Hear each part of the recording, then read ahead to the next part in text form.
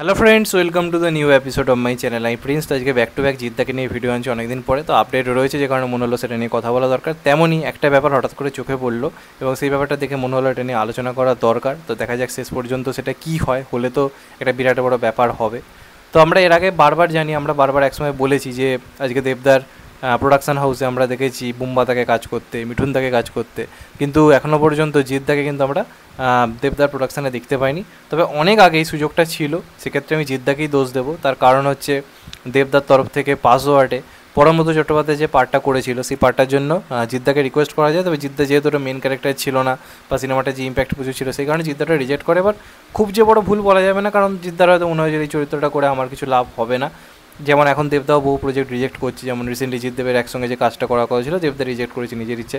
তো জিদ্দারও তো সেই এটা রয়েছে, অধিকারটা তো রয়েছে কোন স্ক্রিপ্টে সে কাজ করবে কি করবে না। তো সেই কারণে সেই সময় তার মনে হয় যে পাসওয়ার্ড তার করার দরকার নেই।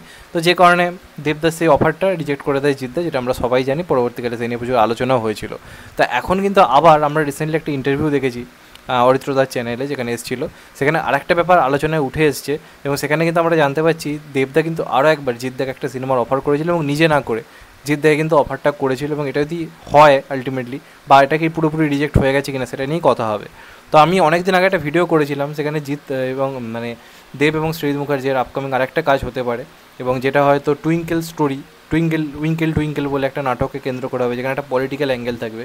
বাবা একটা অন্যরকম রাজনৈতিক দল নিয়ে দল ভালোবাসে, আর ছেলের একটা অন্যরকম রাজনৈতিক মতাদর্শ। এই দুটো মতাদর্শ এক জায়গায় গিয়ে মিলছে না। এই কনসেপ্টের উপর একটা কাজ নাকি শ্রীজিৎ মুখার্জি প্ল্যান করছিল এবং দেবদাকে নিয়েই প্ল্যান করছিল।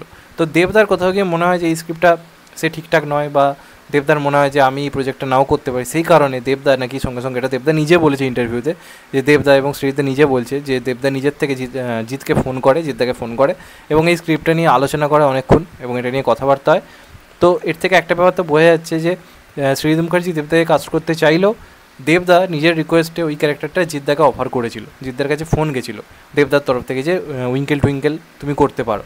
তো তারপর এখানে কিন্তু এই কথাটা কেউ ফাইনালি বলেনি যে জিদ্দা রিজেক্ট করে দিয়েছে বা জিদ্দা করছে না, এই কথাটা কিন্তু কেউ বলেনি। এই তথ্যটা উঠে এসছে দেবদার তরফ থেকে জিদ্দার কাছে অফারটা গেছে।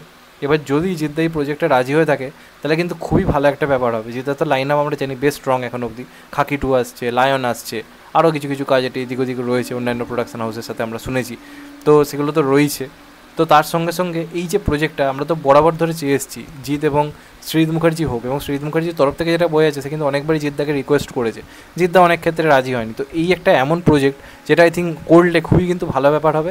এবার জিদ্দা যেহেতু একটু mainstream commercial movie lover, ওই ধরনের সিনেমা পছন্দ করে, তো সেক্ষেত্রে সে রাজি হয়েছে না হয়নি সেটা এই মুহূর্তে বোঝা যাচ্ছে না।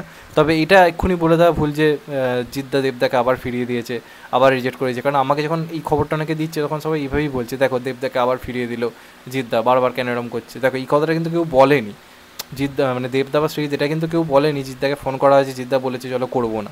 এটা বলা হয়েছে যে এই প্রজেক্টটা রয়েছে, তুমি রাজি কিনা। কী ফাইনালি সিদ্ধান্ত হয়েছে আমরা কিন্তু কেউ এখনও জানি না। তো ইন ফিউচার যদি শ্রীজিৎ মুখার্জির সঙ্গে আমরা জিদ্দাকে দেখতে পাই এই সিনেমাটার মাধ্যমে, অবাক হওয়ার মতো কিন্তু কিছু থাকবে না। এবার দেখা যাক সেটা শেষ পর্যন্ত হয় কি না। যদি না হয় তাহলে বুঝতে হবে জিদ্দা অফারটা ফিরিয়ে দিয়েছে, জিদ্দা রাজি হয়নি।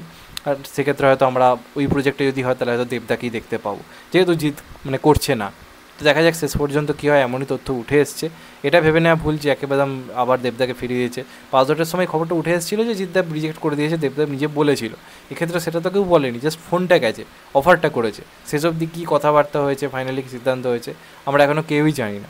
তো দেখা যাক শেষ পর্যন্ত কী হয়। মন থেকে চাই জিৎ এবং শ্রীজিৎ মুখার্জি একসঙ্গে আসুক, এবং এটা হলে সত্যি কথা বলতে গেলে একটা ভালো দিকও হবে যে দেবদার ছেড়ে দেওয়া প্রজেক্টে জিদ্দা কাজ করছে, দেবদার রিকোয়েস্টে জিদ্দা কাজ করছে, ব্যাপারটা ভালো হবে। তো দেখা যাক শেষ পর্যন্ত কী হয়। তোমাদের এটা নিয়ে কি মতামত অবশ্যই কমেন্ট করে জানিও। চ্যানেলটা নতুন হলে চ্যানেলটা সাবস্ক্রাইব করে দিও and get the bell icon. ভালো থেকো সবাই, টেক কেয়ার, নমস্কার, আবার দেখা হবে। এখন তো বাই, সবাই ভালো থেকো, সুস্থ থেকো, নমস্কার, টেক কেয়ার, আবার দেখা হবে, ভালো থেকো সবাই।